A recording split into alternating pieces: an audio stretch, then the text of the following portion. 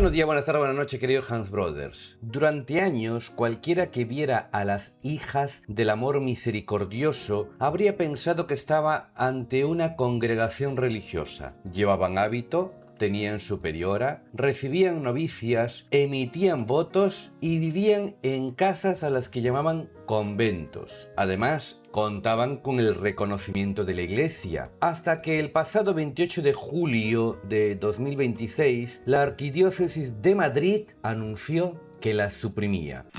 Comienza la cacería.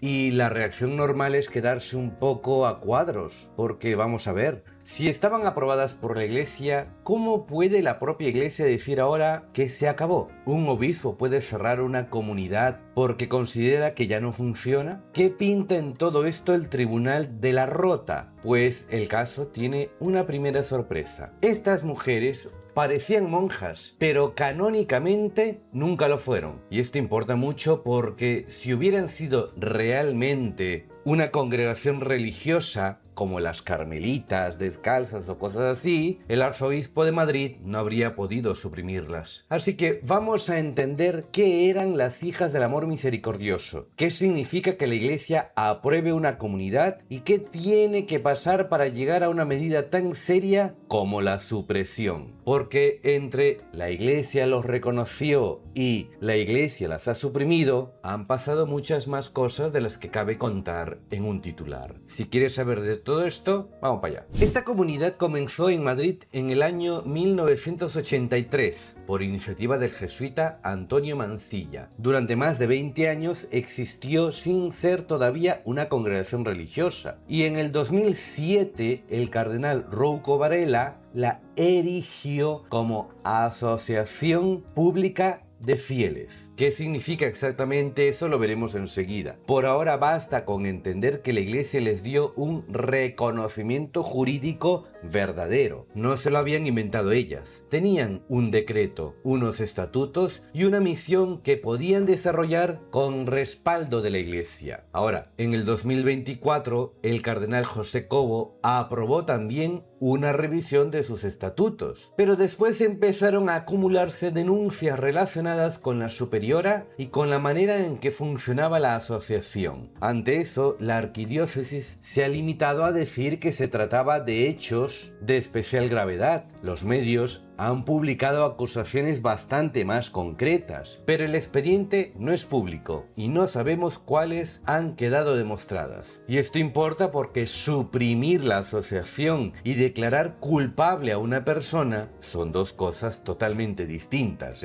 La investigación previa la llevó el Tribunal de la Rota de la Nunciatura Apostólica en España. Cuando terminó, en mayo de 2025, su instructor recomendó suprimir la asociación y remitió a la doctrina de la fe en Roma los hechos que podían ser de su competencia. Podría parecer que después de una recomendación así todo terminó de inmediato, pero no fue eso lo que hizo Madrid. El arzobispo ordenó primero una visita canónica y en julio de 2025 apartó al gobierno que había dirigido la comunidad y nombró una comisaria para hacerse cargo de ella. Se detuvo además la entrada de nuevas vocaciones y se revisaron la formación, el acompañamiento espiritual, las cuentas y la vida dentro de las casas. Ese intento duró un año. En julio de 2026, la arquidiócesis comunicó que la continuidad de la asociación se había vuelto inviable y decretó la supresión. Y ahora sí, vamos con la cuestión que ha confundido a casi todo el mundo. ¿Cómo que no eran monjas si llevaban hábito, tenían noviciado y hacían votos? Porque ninguna de esas cosas por separado convierte jurídicamente a una mujer en religiosa. La Iglesia permite que los fieles se asocien para rezar, evangelizar, atender a otras personas o vivir una espiritualidad común. Esos grupos pueden empezar de una manera privada, por iniciativa de sus propios miembros. Si con el tiempo la autoridad considera que la obra está preparada para asumir una misión de la Iglesia, puede erigirla como asociación pública de fieles. La palabra pública puede despistar. No quiere decir que la asociación sea del Estado o que cualquiera pueda formar parte de ella. No, quiere decir que ha recibido una misión para actuar dentro de unos límites en nombre de la Iglesia. Así lo expresa el Canon 313, que dice que una asociación pública recibe la misión de la Iglesia para los fines que se propone alcanzar en su nombre. Eso eran las Hijas del Amor Misericordioso, una asociación pública de fieles. Y el Canon 298 deja bastante clara su situación, porque habla de asociaciones de fieles distintas de los institutos de vida consagrada y de las sociedades de vida apostólica. Y es que no todo lo que parece una comunidad religiosa lo es jurídicamente. Para ser religiosa, una mujer tiene que pertenecer a un instituto religioso y haber profesado votos públicos. El Canon 1192 explica la diferencia. El voto es público cuando lo recibe el superior legítimo en nombre de la Iglesia. En los demás casos es un voto privado. Las Hijas del Amor Misericordioso emitían estos votos privados. Eso no los convertía en algo simbólico o sin valor. Podían obligar en conciencia a quien los hacía, pero no convertían a esa mujer en religiosa en sentido canónico. Podían vivir juntas, vestir de manera uniforme y llamar noviciado a una etapa de formación, pero jurídicamente seguían siendo mujeres laicas pertenecientes a una asociación de fieles, algo así como una cofradía o una hermandad. Por eso tampoco me convence llamarlas falsas monjas. La expresión suena a que se disfrazaron para engañar. Hombre, y la realidad es bastante más sencilla. Vivían en una forma muy parecida a una comunidad religiosa y aspiraban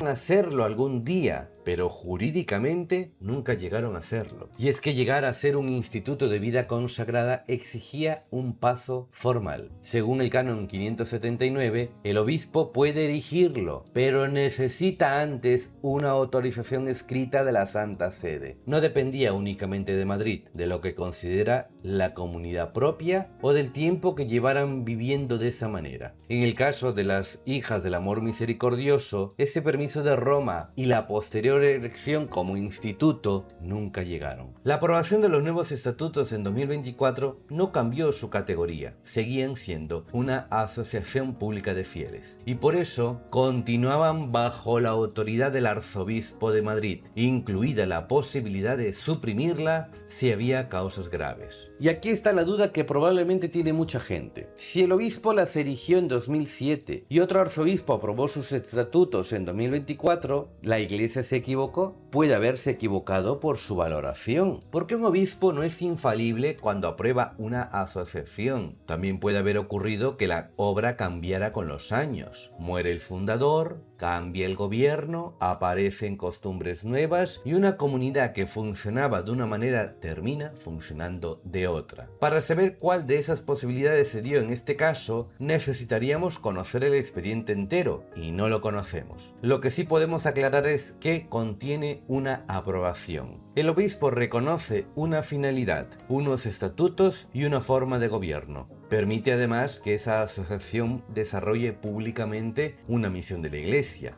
El decreto habla de lo que la asociación es y de cómo debe funcionar, pero no garantiza que dentro de 10 o 20 años todo vaya a seguir igual. Es más, la aprobación tampoco entrega la comunidad para siempre a sus dirigentes. Al recibir un reconocimiento eclesial, la asociación queda bajo la vigilancia de la autoridad de la Iglesia. Y esto es importante, porque si los fieles pueden confiar en ella precisamente porque aparece como una obra reconocida, el obispo no puede desentenderse cuando llegan noticias graves sobre su funcionamiento. No puede lavarse las manos diciendo que aquello pertenece a la vida privada de sus miembros.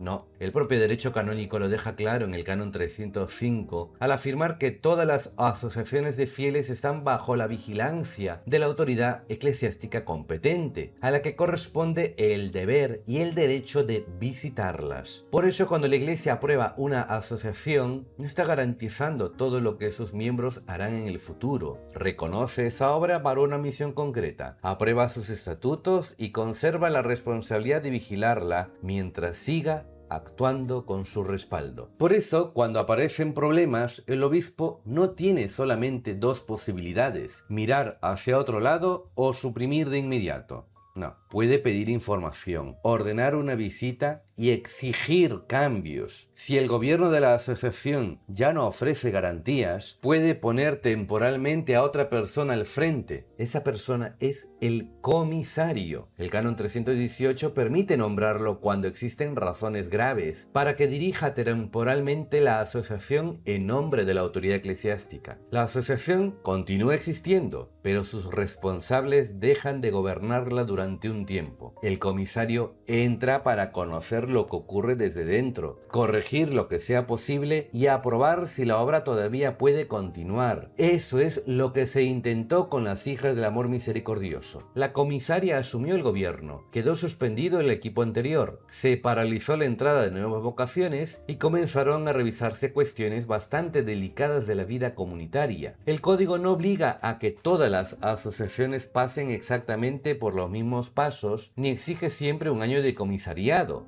No, cuando existen causas graves, permite que la autoridad competente suprima una asociación pública. Pero en este caso Madrid decidió intentar primero una reforma. El Canon 320 permite al obispo suprimir por causas graves las asociaciones que él mismo ha erigido, pero antes debe oír a su presidente y a los demás responsables principales. Así que no basta con que al obispo le caiga mal una superiora o prefiera otra espiritualidad. Tiene que existir una causa grave y seguirse el procedimiento previsto. ¿Y cuáles fueron exactamente esas causas graves en el decreto de las Hijas del Amor Misericordioso? Pues no podemos leerlas porque el decreto íntegro no se ha publicado. La arquidiócesis sí ha explicado que recibió denuncias graves, que la Rota recomendó la supresión y que el intento de reforma fracasó. Eso permite comprender la decisión general, aunque no conocer cada hecho que la sostiene. Y quiero mencionar algo también que es importante, porque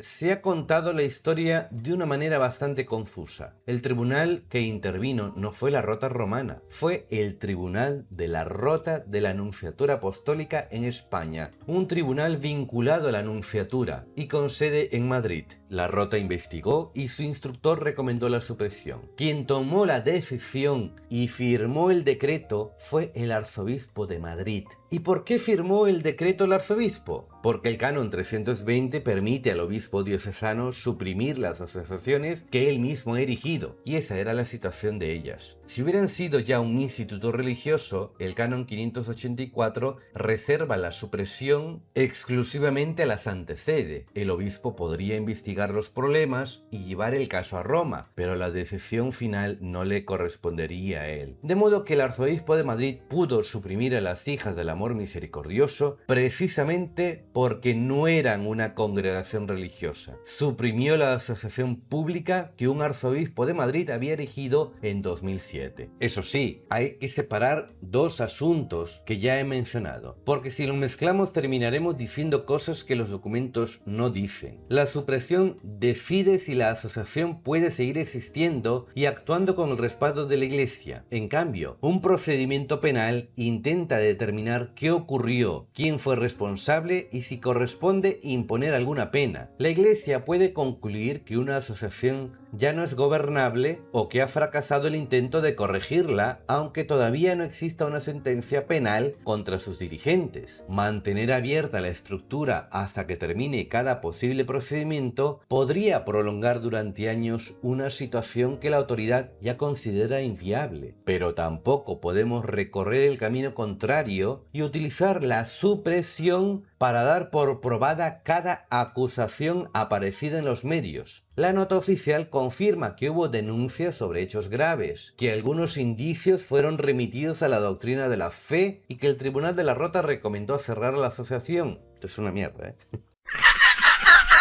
No tenemos una resolución pública que declare probadas todas las conductas que se han contado. Con la información disponible solo está decidido el futuro de la asociación, que ya ha sido suprimida. Las posibles responsabilidades personales siguen pendiente de los procedimientos que correspondan. Con el decreto, la asociación deja de existir canónicamente como una obra pública de la Iglesia. Ya no puede presentarse como aquella comunidad reconocida, admitir nuevas integrantes mujeres conforme a sus estatutos ni seguir actuando en nombre de la Iglesia. Sus integrantes no desaparecen de la Iglesia con la firma del decreto. La Arquidiócesis de Madrid ha recordado expresamente que cada una de ellas continúan siendo católicas y les ha ofrecido acompañamiento. Tampoco ha sido reducirlas al estado laical, porque nunca dejaron de ser laicas. Los votos eran privados, así que no puede afirmarse sin más que desaparecieron con la supresión. Habrá que ver qué prometió cada una y cómo queda esa obligación en su caso concreto. Con los bienes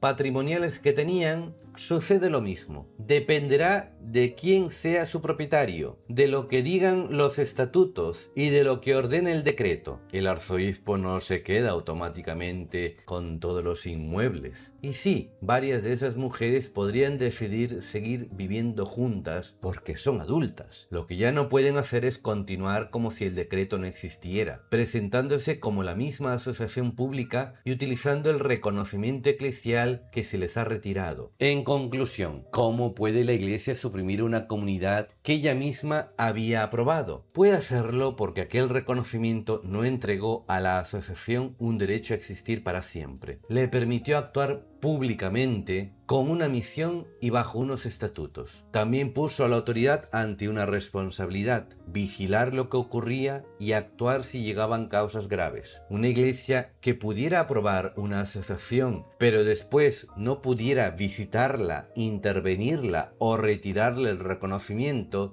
dejaría a los fieles bastante vendidos. Bastaría conseguir un decreto una vez para conservar eternamente el respaldo eclesial, aunque con los años la comunidad se transformara en algo completamente distinto. Por eso, en el caso de las hijas del amor misericordioso, todavía quedan asuntos serios por resolver, sobre todo las posibles responsabilidades personales y el acompañamiento de quienes han vivido dentro. Lo que ya está decidido es el futuro de la asociación. Las mujeres siguen siendo miembros de la Iglesia. La estructura que las agrupaba ya no puede hablar ni actuar en nombre de ella. Eso es exactamente lo que la Arquidiócesis de Madrid ha suprimido.